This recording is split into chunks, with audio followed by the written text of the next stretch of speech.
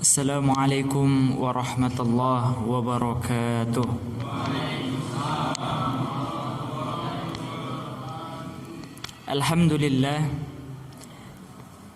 Alhamdulillahilladzi arsala rasulahu bil huda wa dinil haqq liyudhhirahu 'alad dini kullihi wa kafa billahi shahida. Ashhadu an la ilaha illallah wahdahu la syarika lah wa ashhadu anna Muhammadan abduhu wa rasuluh. Kaum muslimin wal muslimat, as-saimin was saimat, Bapak Ibu sekalian, jamaah salat Isya dan tarawih Masjid Al-Husna yang semoga dimuliakan Allah Subhanahu wa taala. Alhamdulillah, bersyukur kita kepada Allah atas segala limpahan nikmat yang Allah karuniakan kepada kita semua, sehingga dengan kenikmatan-kenikmatan itulah menjadi sarana kita untuk beribadah kepada Allah Subhanahu wa taala. Karena memang inilah tujuan dari Allah memberikan kenikmatan-kenikmatan itu kepada kita semua, bukan untuk kita pergunakan dalam hal yang sia-sia ataupun bahkan untuk kemaksiatan kepada Allah, melainkan kenikmatan sehat, waktu dan lain sebagainya untuk kita pergunakan dalam rangka menopang ibadah kita kepada Allah Subhanahu wa taala. Dan alhamdulillah, berkat pertolongan karunia dari Allah, kesehatan yang Allah berikan kepada kita semua, kita disampaikan oleh Allah Subhanahu wa taala hingga hari yang ke-28 dari bulan dari Ramadan, dan pada malam hari ini kita telah memasuki malam yang ke-29 dari bulan Ramadan. Jamaah sekalian yang semoga dimuliakan Allah, ya, kalau malam-malam ganjil ramai Pak ya, alhamdulillah. Kalau selainnya juga ramai, alhamdulillah. Untuk tema jamaah sekalian yang semoga dimuliakan Allah, karena 10 hari terakhir ataupun tema-tema tentang 10 hari terakhir dari bulan Ramadan kemarin sudah banyak kita singgung dan mungkin juga sudah disinggung oleh ustadz-ustadz yang lainnya. Maka dalam kesempatan kali ini kita mencoba untuk menjelaskan tentang salah satu firman Allah Subhanahu wa taala di dalam surat Al-Hajj ayat 32, di mana Allah Subhanahu wa taala berfirman, a'udzu billahi minasyaitonir rajim, dzalika wa man yu'azzim sya'airallah fa innaha min taqwal qulub. Allah Subhanahu wa taala berfirman yang artinya, dan demikian barang siapa yang memuliakan syiar-syiar Allah Subhanahu wa taala, maka sungguh perbuatan tersebut bagian daripada tanda ketakwaan hati. Jamaah sekalian yang semoga dimuliakan Allah, ayat ini memiliki kaitan yang sangat erat dengan bulan Ramadan yang sebentar lagi akan meninggalkan kita. Bukan kita yang meninggalkan Ramadan, melainkan Ramadanlah yang akan meninggalkan kita. Mengapa jamaah sekalian? Karena makna daripada syiar-syiar Allah, yaitu sebagaimana yang diungkapkan oleh para ulama, yang dimaksud dengan syiar itu adalah kullu amrin wajabat ta'atullahi ta'ala fih. Yang dimaksud dengan syiar-syiar Allah itu adalah setiap perkara yang kita diwajibkan untuk taat kepada Allah Subhanahu wa taala padanya. Ya. Jadi yang dimaksud dengan syiar Allah itu adalah ketika kita mendapati sedang berada pada mendapati syiar Allah, maka kita wajib untuk melakukan berbuat taat kepada Allah Subhanahu wa taala terhadapnya.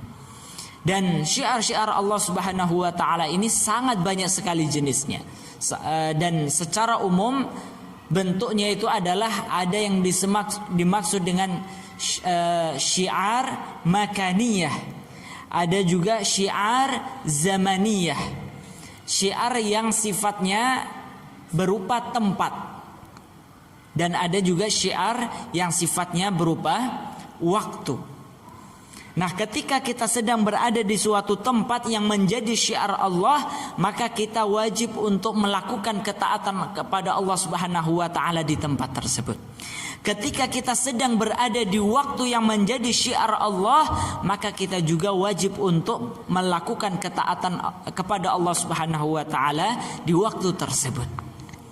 Nah, jamaah sekalian yang semoga dimuliakan Allah, di penghujung bulan Ramadan ini kita ada dua syiar Allah yang wajib untuk kita fahami.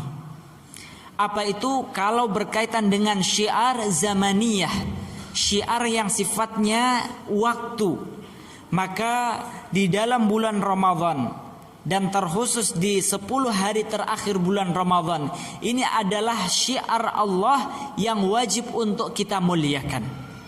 Ya. Dan sebentar lagi Ramadan akan meninggalkan kita. Maka kita wajib untuk melakukan ketaatan kepada Allah Subhanahu wa taala di waktu-waktu ini. Karena ketika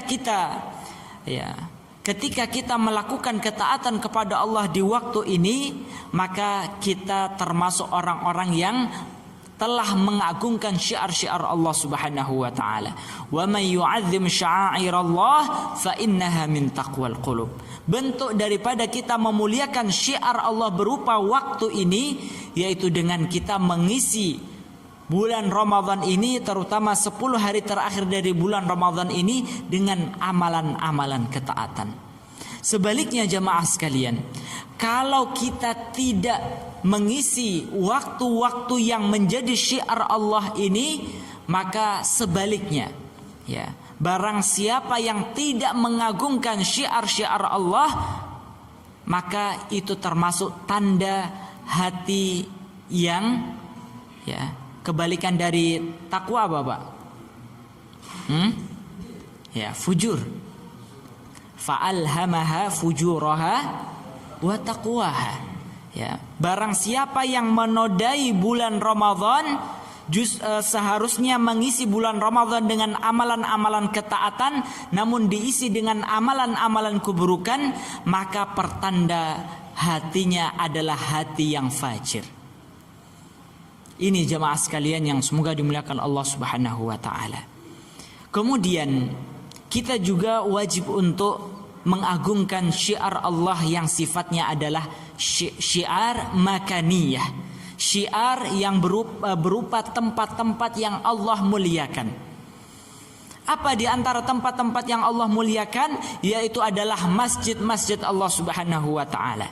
Dan di antara seluruh masjid-masjid yang Allah muliakan, maka pada hari ini Masjidul Aqsa sedang dinodai kesuciannya oleh seburuk-buruk makhluk di atas muka bumi ini, yaitu kaum Yahudi, ya, Zionis.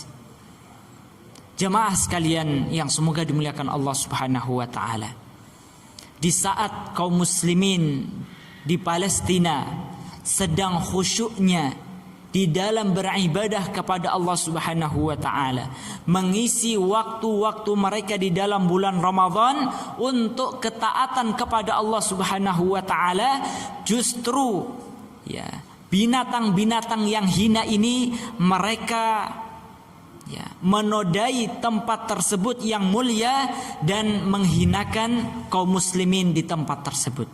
Ya. Kira-kira kalau ada satu Yahudi datang ke tempat sini, mau kita apakan, Mbak? Ya. Maka jemaah sekalian yang semoga dimuliakan Allah, ya, ada yang mau dipanggang, ada yang mau dibuat sate, ya silahkan, Pak. Ya, halal itu, Pak, ya. Ya.